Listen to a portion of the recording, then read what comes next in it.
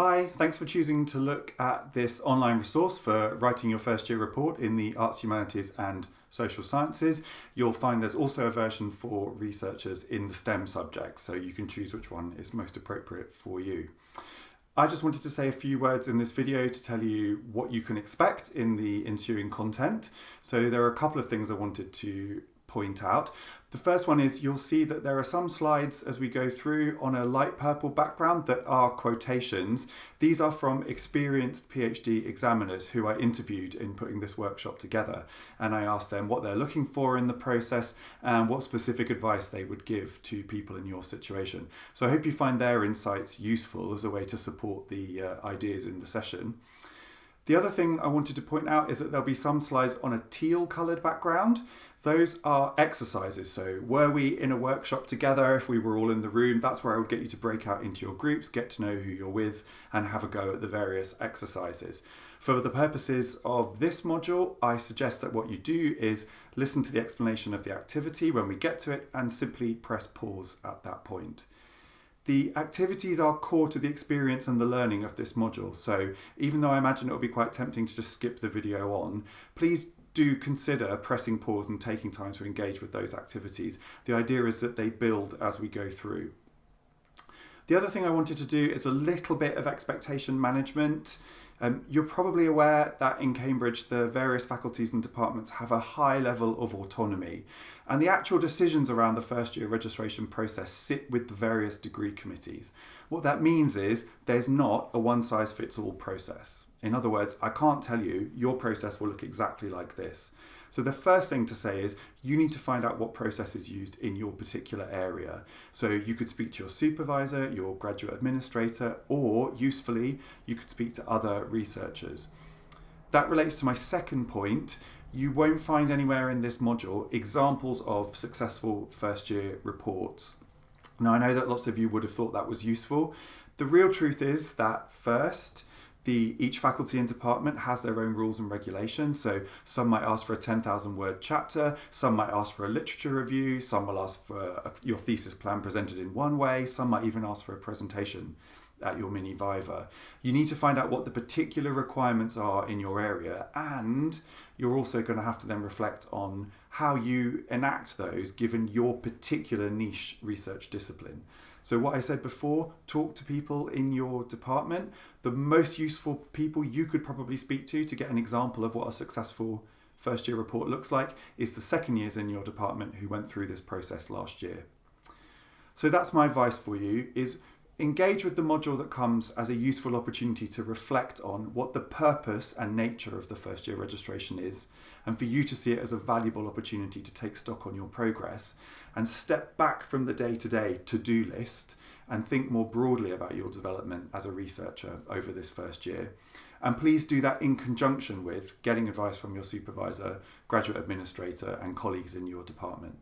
So that's my introduction out of the way. You'll see that the content is divided into 3 subsequent videos just to make it a bit easier for you to navigate, and keep an eye out for those exercises as we go through.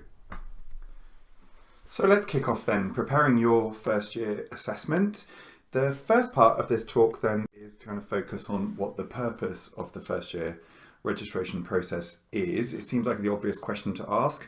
In other words, why are you being subjected to this at the end of your third term before you're allowed to continue? So what are its objectives? What is it hoping to achieve? And what benefit might you get out of it? Before that though, I want to put up the first of the teal background exercise slides, and I'd encourage you, after we've discussed this, just to press pause and jot down on a piece of paper, in a notebook, or even just sit back and think for yourselves what your answers to these questions are. So something has prompted you to engage with this material. And what is it you know already about the first year registration process in your particular faculty or department? What have you heard? Who have you spoken to? And if we break that down a bit, what have you been told formally and what have you been told informally? Also, in order to get the most out of the videos and the content that follow, I think it's really important for you to be clear in your own mind if anything is worrying you. Another way of saying that is, what are you hoping to get out of engaging with this material?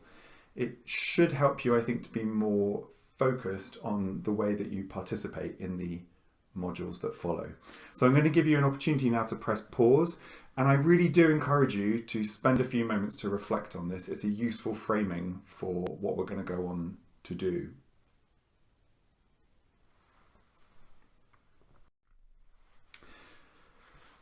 So to bring it back, I've put a particularly forbidding looking acronym up on the slide, NOTAF, N-O-T-A-F, not at first registered. And I used to work with a colleague who delivered this writing your first year report session all the time to researchers in the life sciences. And his favourite thing to do at this point was to ask everybody in the room to raise their hand if they were a Cambridge PhD student. And with any luck, quite a few of them did. And of course, his favourite thing then was to say, well, actually, you're wrong. You're not a Cambridge PhD student. You're not actually registered at the moment. And that's the crux of what the first year process is. It's the opportunity a year into the PhD to really reflect on whether the PhD is right for you, whether you want to carry on with it, whether the project that you've been working on is really feasible and is perhaps also worth doing. It's going to generate something that's worthy of 3 to 4 years study. And the outcome is that if it's agreed that this is right for you and the project is shaping up nicely and you have a viable plan for completion, you will become registered. And that's why we've referred to it in some of the other slides earlier on and in some of the video as the first year registration process. It's only once this has been completed that you officially become a PhD candidate at the University of Cambridge. Now, I said in the introduction, and it's absolutely true, that every faculty and department has the opportunity to set their own process within a certain kind of parameter. So this is naturally then somewhat reductive, it's schematic, but it does more or less indicate what the process is across the arts, humanities and social sciences. So you can see at the top there, some kind of work sample is requested. It could be 8,000, 10,000, 15,000 words, could be a sample chapter, could be a literature review, could be a thesis ready introduction, could be research methods. It depends. It absolutely depends, and you will need to liaise with your department and with your supervisor. And often some kind of further commentary, a progress report, some kind of narrative outlining your plans for how you're going to complete the project. Often a thesis plan, whether that's chapter by chapter or it could, a Gantt chart, whatever it might be. So 2 things there represented in that documentation, something which indicates where you've got to and you're thinking after a year or so of work, and something which indicates how you're going to get to the end in the time available. And the most common format is that then you will have the opportunity to discuss your written work with 2 assessors. Very usually, these would be people who are to some extent at arm's length from the project. So it might be an advisor if they're not too directly involved in the supervisory team. It might be academics who you've not previously worked with. That again depends largely by what your faculty or department chooses to do. And it tends to be a mini viva, which is to say it's an oral examination. It's a discussion in person. And I'll go on in some of the later content to say a bit more about what the purpose of that is and what kinds of things the examiners are looking for. There is then often a chance to reflect with the supervisor on the report that you receive on the back of the mini viva. Now that's not just reflecting on whether or not you were successful, because as I've said already, you almost certainly will be successful. The question is, has anything come out of that process of reflection and exploration with people who have a little bit of emotional and critical distance from the project that you might want to take forward into the next year and next subsequent years of the PhD? So it really is a chance to say with the person who knows your project almost as well as you do, what do we want to do differently, if indeed we want to do anything differently on the back of this process. And of course, then you see at the bottom there, you become registered for the degree.